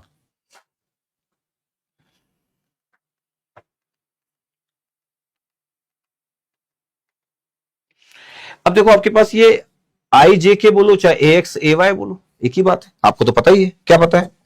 ये तो पता ही है आपको यार कि आई के बोलूं चाहे मैं ए एक्स बोलूं यूनिट वेक्टर, या जे के बोलूं चाहे मैं ए वाई बोलूं, उसमें थोड़ी कोई प्रॉब्लम है। या के बोलूं, मैं तो पहली क्लास से बोल रहा हूं कि कभी कोई आईटी का प्रोफेसर आई जे के लिखना पसंद करता है, कुछ लोग ए X A Y A Z लिखना चालू करते है ना। नॉर्मली मैथमेटिक्स टीचर आई जे के लिखता है, दूसरे जो टेक्निकल टीचर होते हैं वो ए X A Y A Z भी लिखते हैं, दिस वन। अच्छा, अब मेरे को पता है कि ए एक्स ए वाई और ए जेड तो आपके पास उसी डायरेक्शन में हुआ, एक्स वाई जेड के डायरेक्शन में। अगर मैं बोलूं कि मेरे को एंटी क्लॉकवाइज के कंसेप्ट को ध्यान देना है, तो ये ए एक्स हुआ, ये ए वाई हुआ, और ये ए जेड हुआ। अब एंटी क्लॉकवाइज में चले जाओ, A X cross A Y A Z, A Y cross A Z A X, A Z cross A X A Y, is the anti clockwise movement. घूम लो, ए सी डब्ल्यू कर लो आप, ये ए सी डब्ल्यू मूवमेंट कर लो, कोई issue नहीं है, और फिर पॉजिटिव वैल्यू लेते रहो। बट अगर आप क्लॉकवाइज मूवमेंट में चले गए, क्लॉकवाइज मूवमेंट में चले गए, तो ये एंटी क्लॉकवाइज मूवमेंट के रिजल्ट लिखे हुए हैं, इज द एसीडब्ल्यू रिजल्ट। अगर आप क्लॉकवाइज घूमे तो, क्लॉकवाइज घूमे तो ये रिजल्ट में माइनस आ जाएगा। अच्छा, ये बोला है कि ए क्रॉस बी अगर जीरो आ जाए, तो ए क्रॉस बी अगर जीरो, तो थीटा इक्वल टू जीरो हो गया, because A cross B zero तब आएगा जब साइन थीटा जीरो होगा। साइन थीटा जीरो तब होता है जब थीटा जीरो होता है। Then sine theta A B equal to zero या 180 डिग्री। इसका मतलब है कि ए और बी पैरेलल या एंटी पैरेलल होंगे। तो अगर दो वेक्टर पैरेलल या एंटी पैरेलल वेक्टर है तो थीटा जीरो या 180 होता है, तो फिर साइन जीरो भी जीरो होता है, साइन 180 भी जीरो होता है। तो ए क्रॉस बी अगर जीरो आ रहा है, इसका मतलब वेक्टर पैरेलल है। अगर ए डॉट भी जीरो आ रहा है तो इसका मतलब है वो परपेंडिकुलर वेक्टर है। तो छोटी छोटी बातें। अब आपके पास क्या है, अगर मेरे को ए क्रॉस बी अगर फाइंड आउट करना है, तो ए क्रॉस बी में ना, जैसे अगर मैं बोलूं कि मेरे पास एग्जांपल लेता हूं मैं कि यार एक ए वेक्टर है, ए वेक्टर है मेरे पास 2i प्लस जे, 2 डायमेंशन लेता हूं, और एक बी वेक्टर है आई है प्लस 3j, ठीक है, इतना ही है। अच्छा, के लिया ही नहीं मैं, इधर 2 डायमेंशन ले दे, के मतलब जीरो, यही मतलब हुआ ना यार। मतलब के नहीं ले रहा, इसका क्या मतलब है सर? आप के मतलब जीरो, के नहीं ले रहा मतलब जीरो हुआ ना। अगर जे नहीं लेता तो जे जीरो होता, जो नहीं लूंगा जीरो होगा, ठीक है। अच्छा, डॉट प्रोडक्ट में इशू नहीं होता है, दुनिया का सबसे आसान डॉट प्रोडक्ट होता है। आई और आई का डॉट 1 होता है इसलिए 2 आ गया, जे और जे का डॉट 1 होता है इसलिए 1 इंटू 3 आ गया, और के तो था नहीं, तो 2 और 3 5 आ गया। It's very simple. लेकिन जब आप ए क्रॉस बी करोगे तो क्या होगा? जब आप ए क्रॉस बी करोगे तो क्या होगा? ए क्रॉस बी करोगे मतलब 2i प्लस जे, ये ए वेक्टर है, cross product is the cross product. जब वेक्टर का प्रोडक्ट करते हैं तो क्रॉस लगाते हैं, तो cross product is the I plus 3j। क्या क्या होगा? ब्रैकेट ओपन करेंगे तो क्या होगा? पहले मैं 2i को मल्टीप्लाई करता, 2i इंटू आई, तो 2i इंटू आई कितना हो गया? जीरो। अच्छा, 2i इंटू जे, आई इंटू जे कितना होता है क्रॉस प्रोडक्ट का? आई इंटू जे के होता है, तो 2 और 3 कितना हो गया? 6, बट के आ गया। ये देखो, 2 इंटू 3 6, 2 इंटू 3 6 ही हुआ, और आई इंटू जे कितना होता है? के। अब देखो जे का, जे इंटू आई, सर जे इंटू आई तो माइनस के होगा ना, बिल्कुल सही, जे और आई का प्रोडक्ट, इसलिए क्लॉक और एंटी क्लॉकवाइज पता होना चाहिए। जे और आई का ऑर्डर एंटी क्लॉकवाइज नहीं, आई जे के होता है, जे इंटू आई अपोजिट है, तो जे इंटू आई माइनस के, और दोनों का मैग्नीट्यूड 1 ही था तो minus K. J into J, sir zero sir, J cross J zero is always, I cross I is zero, angle is zero, I cross I is always zero, J cross J is always zero, because angle zero है ना। K cross same unit vector का cross product तो zero ही होगा, because angle is zero. ठीक है, तो answer कितना आया सर? 5 क्या आया? इधर unit vector A cross B कितना है? यस सर, ध्यान से देखना आपके पास कितना हमारे पास है। ओके सर, अगर मैं आपसे बोलूं कि ए क्रॉस बी का मैग्नीट्यूड कितना है, तो आप बोलोगे सर ए क्रॉस बी का मैग्नीट्यूड ए क्रॉस बी का मैग्नीट्यूड कितना है, तो आप बोलोगे सर 5 है। ठीक है, ओके, ए क्रॉस बी का मैग्नीट्यूड 5 है। अभी मैं थोड़ी देर पहले रिजल्ट लिखा था कि ए क्रॉस बी का मैग्नीट्यूड कितना होगा, ए का मैग्नीट्यूड मतलब ए बी साइन थीटा, और यूनिट वेक्टर तो 1 हो गया, तो साइन थीटा ए बी लिखना है तो लिख दो। अच्छा, ए का मैग्नीट्यूड कितना है, ए का मैग्नीट्यूड हो गया 2 का स्क्वायर 1 का स्क्वायर, तब √4 + 1 तो मतलब √5। ठीक है, बी का मैग्नीट्यूड कितना है, बी का मैग्नीट्यूड 1 का स्क्वायर 3 का स्क्वायर मतलब 1 + 9 √10। ठीक है, जब आप ये लिख रहे हो ए क्रॉस बी का मैग्नीट्यूड कितना है सर 5, ए का मैग्नीट्यूड कितना है √5, बी का मैग्नीट्यूड कितना है √10 और साइन थीटा ए बी, तो पता आपके पास कितना हो गया साइन थीटा की value, sine theta A B कितना हो गया 5 √50, पता है 5 √50 में से 25 निकाले, 5 बाहर निकल गया और 10 बच गया, 25 नहीं 25 2 बच गया, ये 2 बच गया, ये 2 बच गया, तो 5 5 कैंसिल आउट, 1/√2 आ गया। अगर साइन थीटा 1/√2 है तो थीटा ए भी कितना आ गया sir, sine inverse 1/2, sine inverse 1/√2 sir 45 degree, degree में 45 और रेडियन में π/4, π/4 रेडियन एंगल आ गया। लेकिन मेरे को कभी भी एंगल निकालने के लिए मैं कभी भी क्रॉस प्रोडक्ट यूज नहीं करता, बिकॉज आपके पास तो यार क्या है, ए वेक्टर आपके पास कितना था, ए वेक्टर सर, ए वेक्टर है 2i + j, 2i + j है सर ए वेक्टर। बी वेक्टर क्या है भाई साहब, सर i + 3j था, चेक कर लो, i + 3j था सर, i + 3j था। ठीक है, अगर मैं बोलूं कि ए का मैग्नीट्यूड तो आपको पता है 4 और 1 √5, ठीक है, बी का मैग्नीट्यूड कितना है सर, बी का मैग्नीट्यूड √10, ए डॉट बी कितना होगा, ए डॉट बी होगा सर डॉट प्रोडक्ट सर 2 × 1 2 और 1 × 3 3 5 सर। पता है कॉस थीटा क्या होता है, cos theta A B sir A dot B upon A का मैग्नीट्यूड और बी का मैग्नीट्यूड, यही होता है। ए डॉट बी कितना है 5 और ये √50 आया, ये पता कितना है 25 × 2 तो 1/√2 आ गया, ये कॉस थीटा ए बी इतना है। पता थीटा ए बी की वैल्यू कितनी आ गई सर, थीटा ए बी की वैल्यू आ गई cos inverse 1/√2 the 45 degree, answer will be same. दोनों से आंसर सेम आता है, लेकिन सब लोग ये प्रिफर इसलिए करते हैं क्योंकि ये ज्यादा फास्ट हो जाता है। इसका मतलब ये नहीं कि क्रॉस प्रोडक्ट से आंसर नहीं आएगा, एंगल का इसका भी आंसर आएगा, लेकिन कोई यूज नहीं करता, बिकॉज लोग सोचते हैं कि कौन क्रॉस प्रोडक्ट करे यार, simple dot product, simple calculation, but angle will be same. ठीक है, चलो ये तो ये बात हो गई। अभी मैं इस जगह पे था कि ए और बी वेक्टर था आपके पास, और हम बोले कि यार क्रॉस प्रोडक्ट तो हमेशा कर सकते हैं, बट ये पूरा का पूरा क्रॉस प्रोडक्ट का जो कंसेप्ट है वो साइक्लिक ऑर्डर में, एंटी क्लॉकवाइज साइक्लिक ऑर्डर में, आई क्रॉस जे के, जे क्रॉस के आई, के क्रॉस आई जे, साइक्लिक ऑर्डर में। पता है जब साइक्लिक ऑर्डर में पूरे डेटा आपका जब मल्टीप्लिकेशन होता है तो पता है आपके पास, हम इसको ऐसा भी लिख सकते हैं, कैसा पता है आपके पास, ऐसा भी लिख सकते हैं कि इसको मैं डिटर्मिनेंट के फॉर्म में भी लिख सकता हूं। कैसे डिटर्मिनेंट के फॉर्म में लिख सकते हैं, डिटर्मिनेंट के फॉर्म में ऐसा लिख सकते हैं कि अगर मेरे पास ए के कोफिशिएंट ax ay az और बी के कोफिशिएंट ये है, तो ए क्रॉस बी होगा ax ay az, डिटर्मिनेंट है ये, ए के कोफिशिएंट ये बी के कोफिशिएंट और ये यूनिट वेक्टर है। अच्छा, ये याद रखने की जरूरत नहीं जो लिखा हुआ है, तो डिटर्मिनेंट सभी को आता है, ये साइक्लिक आपके पास टर्म्स में, crossing terms in the cyclic permutation. अच्छा, मैं ए क्रॉस बी आपके पास बड़े आराम से सॉल्व कर सकता हूं, मेरे पास ए बी और बी भी, देखना ध्यान से, अब मैं बोल रहा हूं मेरे पास ए और बी, क्रॉस प्रोडक्ट तो करना आता है, क्रॉस प्रोडक्ट तो करना आता है। हमारे पास कितना था, मेरे पास 2i + j था, ये 2i + j था, के कितना था सर 0 के। अच्छा, बी कितना था, बी था सर i + 3j और सर 0 के था। ठीक है, यही था आपके पास, देख लो। यस सर, अगर मैं बोल रहा हूं कि यार ए क्रॉस बी करना है तो मैं ये आई कैप, ये जे कैप और ये के कैप। अच्छा, इसको ax ay az कैप भी लिख सकते हैं, कोई प्रॉब्लम नहीं। यहाँ पे ax के कोफिशिएंट, यहाँ पे ax के कोफिशिएंट, a के कोफिशिएंट कितने हैं 2, y का कोफिशिएंट 1 और z का 0, फिर b के कोफिशिएंट 1 3 और 0। ये अब इसको मेरे को सॉल्व करना है। पता i के साथ क्या होगा, सर जब आप आई सॉल्व करते हो ना तो 2 क्रॉस 2 ये कैंसिल आउट होता है, ये कैंसिल, ये 2 क्रॉस 2 का डिटर्मिनेंट बचता है, मतलब 1030 ये बचता है।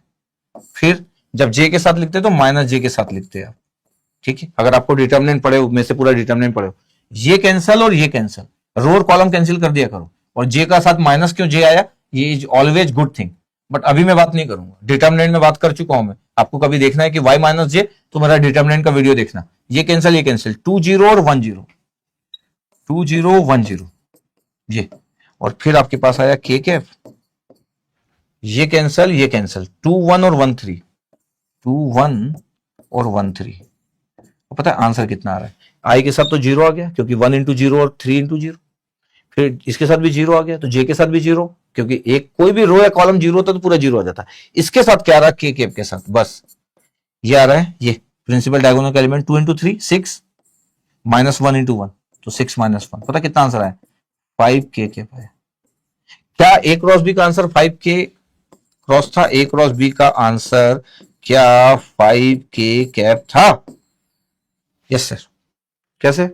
ये सर सॉल्व किए थे सर, 5 के कैप था, किधर गया ये सर, ये 5 के कैप, ये देखो, मतलब मैं नॉर्मल क्रॉस प्रोडक्ट भी कर सकता हूं, यस, लेकिन जब 3 डायमेंशन में आई भी होता है, जे भी होता है, के भी होता है, कोफिशिएंट जब होते हैं तो लोग ये मल्टीप्लिकेशन अवॉइड करते हैं, ज्यादा टाइम लगेगा, बस ऐसा नहीं कि इससे नहीं आएगा, इससे भी आएगा, लेकिन लोग सोचते हैं टाइम सेव करना है, इसलिए आपको डिटर्मिनेंट का कंसेप्ट दिया गया कि यार डिटर्मिनेंट की हेल्प से आप कोई भी, चाहे वो 2 डायमेंशन क्यों ना हो, आप इसमें रख सकते हो। बाकी थर्ड 0 0 था, 3 डायमेंशन नॉर्मली नंबर रहते हैं वेक्टर के फॉर्म में, आई जे के फॉर्म में, तो आप कुछ भी कैलकुलेट कर सकते हो। ये नीचे वाला रिजल्ट याद रखने की जरूरत नहीं है।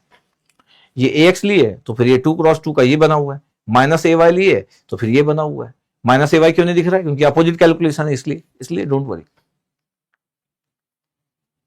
पता है क्रॉस प्रोडक्ट के कुछ रूल्स है। क्या रूल्स है भैया? क्रॉस प्रोडक्ट के रूल्स है कि A cross B cross A के बराबर नहीं होते हैं, इसको बोलते हैं, पता है आपके पास, A cross B minus B cross A के बराबर होता है, इसको बोलते हैं reverse commutative, reverse commutative law. मतलब डॉट प्रोडक्ट में तो ये कम्यूटेटिव लॉ को फॉलो करता है, A dot B equal to B dot A होता है, किसी को भी पहले मल्टीप्लाई करो, लेकिन A cross B cross A के बराबर नहीं होता है तो ठीक है, लेकिन A cross B minus B cross A के बराबर होता है, A cross B minus B cross A के बराबर होता है। सर ऐसा क्यों? अरे यार A cross B minus B cross A के बराबर क्यों होता है? क्योंकि ए क्रॉस बी का यूनिट वेक्टर अगर ऊपर आएगा तो बी क्रॉस ए का क्या आएगा, नीचे, और मैं माइनस का मल्टीप्लाई करूंगा तो फिर से ऊपर चल जाएगा। ए क्रॉस बी का अगर यूनिट वेक्टर ऊपर है तो बी क्रॉस ए का कितना आएगा सर, नीचे, और माइनस मल्टीप्लाई करूंगा तो नीचे का चीज ऊपर पहुंच जाएगा, तो बराबर नहीं हुआ? बराबर हुआ सर। इसलिए A cross B equal to minus B cross A. ये क्यों हुआ पता है? Concept of unit normal vector, जो कि ऑर्थोगोनल या नॉर्मल या परपेंडिकुलर टू द प्लेन है, उस प्लेन में कितने भी वेक्टर हो उन सबका परपेंडिकुलर होगा। ओके, अब इट इज नॉट एसोसिएटिव, मतलब ऐसा नहीं हो सकता कि बी क्रॉस सी का जो रिजल्ट होगा ए से जब मल्टीप्लाई कर रहे हैं तो ऐसा नहीं हो सकता कि आप ए क्रॉस बी कर दो और फिर सी के साथ मल्टीप्लाई करो, ये से बराबर नहीं होता। डॉट प्रोडक्ट में आपके पास, जब हम डॉट प्रोडक्ट की बात करते हैं तो आपको पता है डॉट प्रोडक्ट में तो एसोसिएटिव लॉ का तो ज्यादा कोई प्रॉब्लम होता नहीं, कोई बात भी नहीं करता है, it's very simple, dot product है ना यार, ठीक है। ये डिस्ट्रीब्यूटिव लॉ को फॉलो करता, अभी तो सब मल्टीप्लाई किए थे, ए क्रॉस बी प्लस सी है तो A cross B plus A cross सी होगा, ए प्लस बी और ए सी जैसे मल्टीप्लाई करते, ए का मल्टीप्लीकेशन सी के साथ A cross C plus A cross D plus B cross C plus B, तो डिस्ट्रीब्यूटिव लॉ को फॉलो करता है, यस। एसोसिएटिव लॉ को फॉलो करेगा? नहीं भैया, एसोसिएटिव लॉ को कहां से फॉलो करेगा? ऐसा नहीं हो सकता कि ए क्रॉस बी इंटू सी है तो बी क्रॉस सी इंटू ए भी वही हो जाए, मतलब ब्रैकेट चेंज नहीं कर सकते आप ऐसा। और ये रिवर्स कम्यूटेटिव लॉ को फॉलो करता है, वेरी वेरी इंपॉर्टेंट है, तो पता भी आपको। और ये क्यों फॉलो करता है? रीजन क्या है sir? N perpendicular to plane, उस प्लेन के परपेंडिकुलर होता है जिस प्लेन में वो वेक्टर रखे होते हैं, ठीक है, एक ऊपर तो फिर नीचे, इसलिए माइनस साइन से मैनेज हो जाता है। अच्छा, दो वेक्टर अगर सेम है तो क्रॉस प्रोडक्ट तो 0 ही होगा यार, क्यों? क्योंकि एंगल 0 होगा आपके पास, तो साइन 0 0 होता है, ये तो सिंपल बात है, sine 0 degree equal to 0, it's okay. दो वेक्टर है आपके पास, कोई स्केलर क्वांटिटी अगर आपके पास m है तो m को मल्टीप्लाई कर दो a के साथ, या फिर m को बाहर कर दो या b के साथ ले जा लो, कुछ भी प्रॉब्लम नहीं होती है। कोई स्केलर क्वांटिटी अगर किसी वेक्टर के साथ है तो उस नंबर को आप बाहर निकाल सकते हो, या उस नंबर को b के साथ भी रख सकते हो, या बाहर निकाल सकते हो या b के साथ रख सकते हो, इज वेरी सिंपल। कोई भी स्केलर क्वांटिटी है, जो मल्टीप्लाई है उस वेक्टर से। आप चाहो तो उस स्केलर क्वांटिटी को बी के साथ कर लो या बाहर ही कर दो, कोई इशू नहीं है। टू वेक्टर्स ए और बी और टू स्केलर क्वांटिटी है, इसके साथ एम का मल्टीप्लाई, इसके साथ एन का मल्टीप्लाई, इंटरचेंज कर लो, कोई इशू नहीं है, बाहर कर दो, कोई इशू नहीं है, समझ रहे? तो ऑल आर करेक्ट। अच्छा, two parallel vector must have the cross product zero, A cross B की वैल्यू जीरो है, तो जो पैरेलल वेक्टर होंगे उनका क्रॉस प्रोडक्ट जीरो होगा, क्योंकि उनके बीच का एंगल 0 डिग्री होगा, चाहे वो मतलब 0 या 180 इक्वली लाइकली हो, चाहे फिर एंटी इक्वली लाइकली हो। अब आपके पास जो होता है the cross product is equal to the area of parallelogram formed by this two vectors. अगर मैं बात करूं तो ये जो एरिया आपके पास होता है पैरेललोग्राम का, ये क्रॉस प्रोडक्ट का मैग्नीट्यूड के बराबर होता है, और ये बड़ा इंटरेस्टिंग है, इसको लेकिन अभी डिस्कस नहीं करूंगा, later we will discuss later, ये नेक्स्ट लेक्चर जब मैं एप्लीकेशन की बात करूंगा, बड़ा मजेदार होगा, बहुत ही मजेदार होगा नेक्स्ट लेक्चर, ठीक है? तो 7वें पॉइंट के बारे में बात नहीं कर रहा। अब मैं बोल रहा हूं कि क्या है, ए वेक्टर एक है, एक बी वेक्टर है, और बोला कि ए क्रॉस बी डॉट ए क्या होगा, ए क्रॉस बी डॉट ए कितना होगा? तो सर ए क्रॉस बी का अगर मैं डॉट प्रोडक्ट ए के साथ करूं तो ए क्रॉस बी का जो भी आपके पास वेक्टर होगा वो तो परपेंडिकुलर होता है सर ए और बी के, तो सर वो तो ए के साथ भी डॉट प्रोडक्ट जीरो देगा, बिकॉज वो तो ऑर्थोगोनल होता है ए और बी के साथ, आंसर विल बी जीरो। बस ऐसे क्वेश्चन एग्जाम में सेम दिखेंगे आप। इसका मतलब है कि ए क्रॉस बी अगर मैं कर रहा हूं ए के साथ डॉट प्रोडक्ट, तो भाई वो तो जीरो ही आएगा ना, क्योंकि ए क्रॉस बी तो जो रिजल्टेंट होता है वो हमेशा ऑर्थोगोनल होता है, नॉर्मल होता है उस ए या बी के। अच्छा, सपोज करो ये नहीं पता है, फिर अच्छा नहीं पता है तो क्या होगा, पहले फिर ए क्रॉस बी करना पड़ेगा भाई। अगर नहीं पता है तो क्या करना पड़ेगा, ए क्रॉस बी करना पड़ेगा। नहीं पता है तो कैसे करोगे, ए क्रॉस बी कर लो, आई जे और के, कोफिशिएंट लिख लो भैया, कोफिशिएंट क्या है सर 3, फिर जे के -2, के का 1, सर जे आई का 2, जे का 0, के का -1।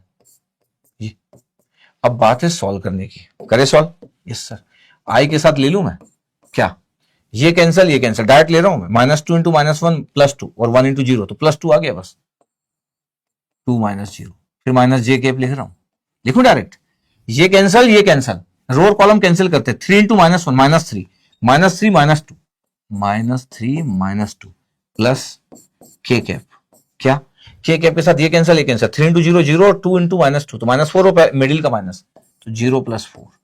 पता क्या आ गया, पता है इसका ए क्रॉस बी का रिजल्ट कितना आ गया, ध्यान देखना अभी, ए क्रॉस बी का रिजल्ट कितना आ गया, ए क्रॉस बी का रिजल्ट आया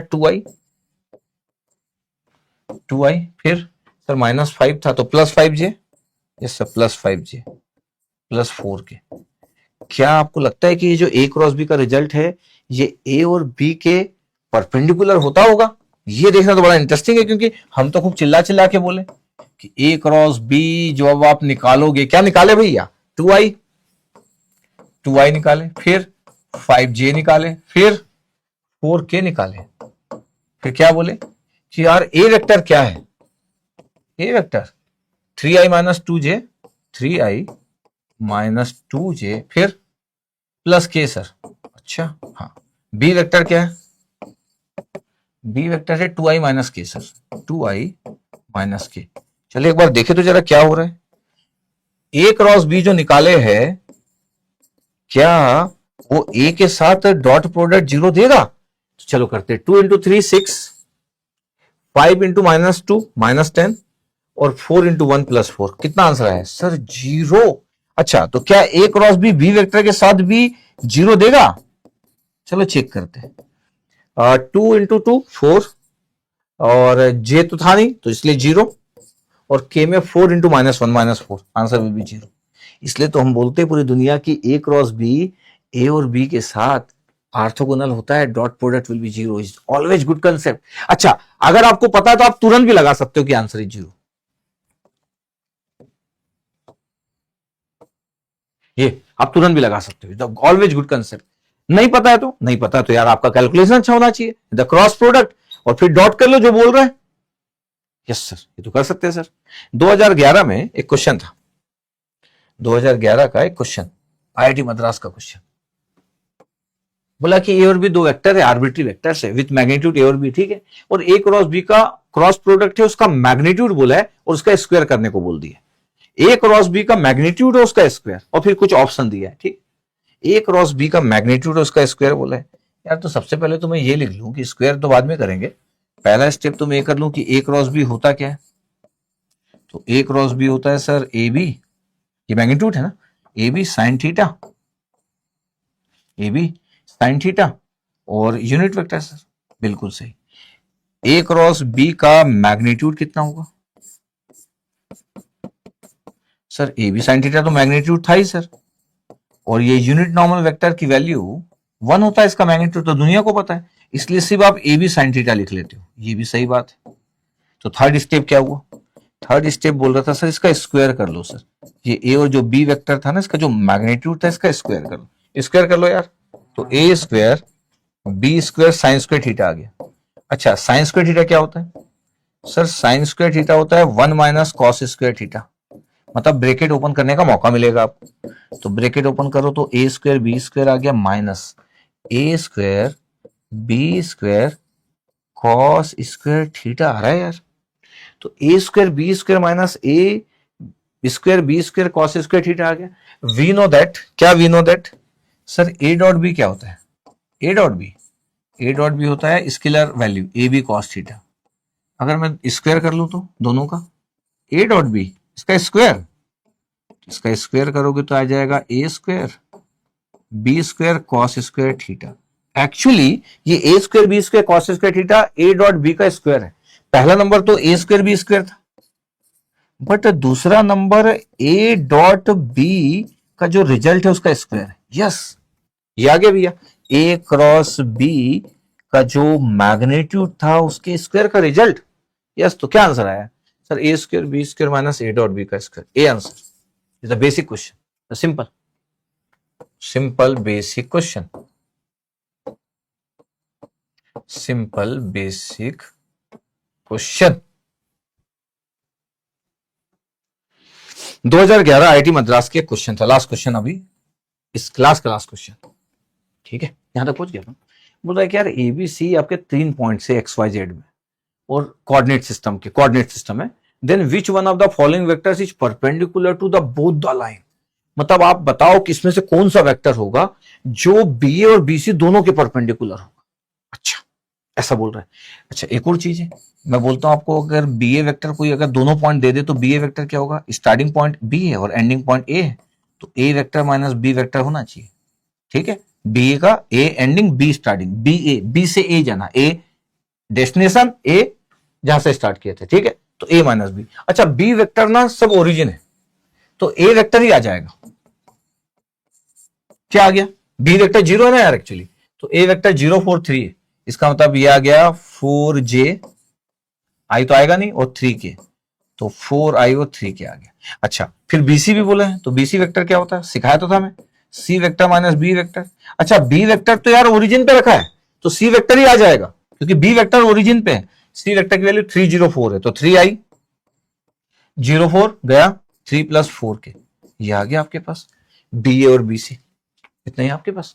अब मेरे को बताना है कि कोई वेक्टर ढूंढो जो इन दोनों के परपेंडिकुलर हो। तो परपेंडिकुलर मतलब कोई एक अननोन वेक्टर है, इसके परपेंडिकुलर होगा, इसका मतलब है इसके साथ डॉट प्रोडक्ट 0 होगा। 16 9 और 12 है, 16 और 9 करेंगे तो 16 तो आई तो था नहीं, जे करेंगे तो 9 × 4 36 माइनस 12 × 36, ये तो आ रहा है। इसी को देखो दूसरे में 3 × i तो 16 × 3 48, जे तो है नहीं, और 12 × 4 ये तो आ रहा है। ए और भी अगर ये एमएसक्यू होगा तो और भी आएंगे, एमएसक्यू तो था नहीं 2011 में, बाकी नहीं आ रहे होंगे। बाकी अगर आप सॉल्व करने जाओगे तो बाकी आपके पास नहीं आएंगे, तो उसको बोलते हैं कि चेक कर लेना। आप देख लो ना डॉट प्रोडक्ट किसके साथ 0 आ रहा है, दोनों के साथ 0 आना चाहिए, because perpendicular to the both vectors बोला है, the perpendicular to the both vectors. देखो ध्यान से, ऐसा दिख रहा है आपके पास, तो आप ऑप्शन से हेल्प ले सकते हो। तो ये हुआ गया फ्रॉम द ऑप्शंस, ऑप्शन दिए आपके पास, आप देख लो किसके साथ डॉट प्रोडक्ट आ रहा है। इतना तो एक इंजीनियर स्मार्ट होता है कि वो देख पाता है नंबर का प्रोडक्ट, डॉट प्रोडक्ट इस दुनिया का सबसे आसान प्रोडक्ट है, तो देख सकता है डॉट प्रोडक्ट। अच्छा कंसेप्ट क्या कहता है, कंसेप्ट ये कहता है कि यार ए बी और जो सी है उसमें बी तो ओरिजिन पे रखा है, रेफरेंस पॉइंट है, ए वेक्टर ही ए बी है, ए वेक्टर ही बी है, मतलब रेफरेंस ओ है, बी है ना एक्चुअली, कोऑर्डिनेट का रेफरेंस पॉइंट जो है वो बी है, ओरिजिन पे रखा है। तो चलो बी ए निकाल भी लिए, अब मैं बोल रहा हूं कि बी ए और बी सी निकाल भी लिया। वैसे तो बी ए ही ए है और बी सी ही सी है, ठीक है, बट ठीक है वेक्टर निकल गया। कोई भी वेक्टर इन दोनों वेक्टर के परपेंडिकुलर होगा, इसका क्या मतलब है सर? इन दोनों के परपेंडिकुलर होने का मतलब तो ये हुआ कि यार दो वेक्टर अगर आपको पता है भैया 4j प्लस 3 के 4j प्लस 3 के बिल्कुल, और दूसरा वेक्टर सर BC वेक्टर भी पता है क्या 3i प्लस 4 के। अगर दो वेक्टर अगर आपके पास दिए और बोल रहा है कि कोई एक ऐसा वेक्टर निकालो जो इसके परपेंडिकुलर हो, किसी दो वेक्टर के परपेंडिकुलर कोई वेक्टर वही होता है जो इनका क्रॉस प्रोडक्ट होता है, क्योंकि क्रॉस प्रोडक्ट का जो रिजल्ट होता है वो हमेशा परपेंडिकुलर होता है। तो क्रॉस प्रोडक्ट का जो आंसर आएगा वो इन दोनों के परपेंडिकुलर ही होना चाहिए।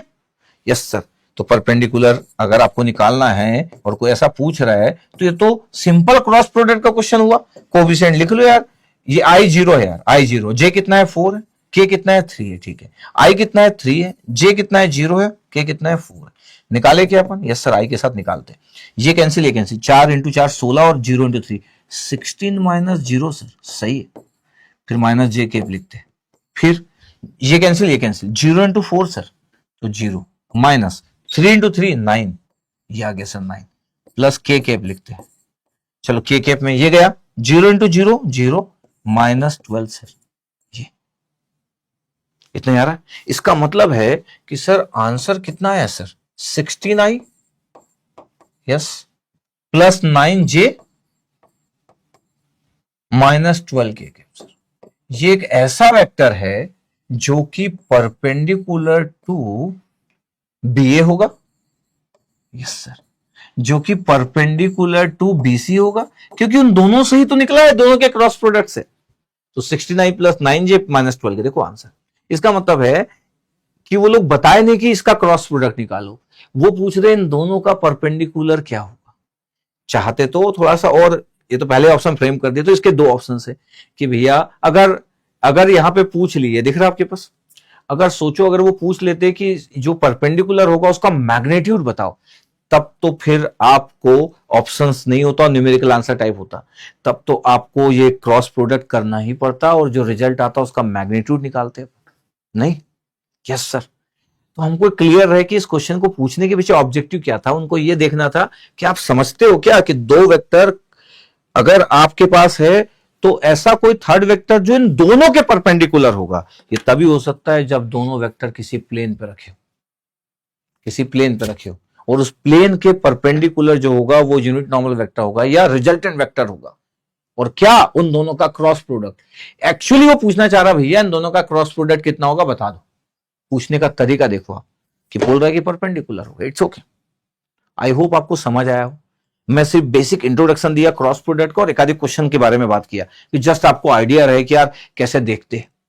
ठीक है, इस तरीके से अगर आप पढ़ते हो तो आपको चीजें समझ आती है। तो क्रॉस प्रोडक्ट मैं कवर किया। अगली क्लास में मैं एप्लीकेशन ऑफ क्रॉस प्रोडक्ट की बात करूंगा कि क्रॉस प्रोडक्ट के एप्लीकेशंस को कैसे देखते हैं, आईआईटी के प्रोफेसर कैसे क्वेश्चन पूछते। मेरी बातों को ध्यान से देखते रहोगे तो आपका सोचने समझने का दायरा बेटर होते जाएगा।